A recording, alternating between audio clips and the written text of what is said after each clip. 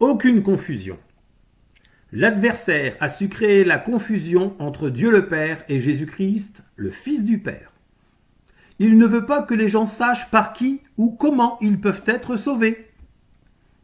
L'humanité de Jésus-Christ est importante.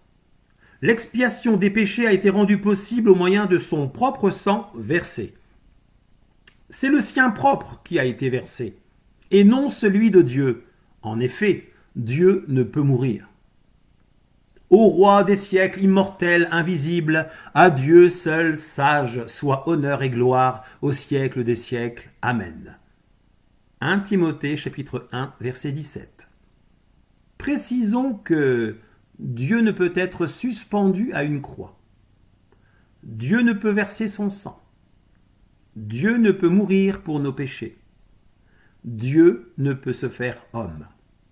Dieu ne peut être fait malédiction.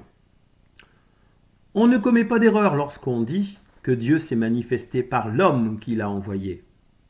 Manifester veut dire se faire connaître, se révéler. Dieu a fait naître le Christ Jésus dans une chair semblable à la nôtre. Et c'est cette même parole qui était avec Dieu et qui s'est manifestée en chair. Le mystère de piété. Et de l'aveu de tous, le mystère de la piété est grand. Celui qui a été manifesté en chair a été justifié par l'Esprit, vu des anges, prêché aux gentils, cru dans le monde, élevé dans la gloire. 1 Timothée chapitre 3 verset 16. Rien n'est à prendre à la légère dans les écrits. Tout est à prendre au sérieux. La Bible n'est pas réservée aux forts, aux doués, aux diplômés. L'Esprit Saint n'est pas pour la confusion. Il entraîne les disciples de Jésus à se perfectionner chaque jour en restant humbles.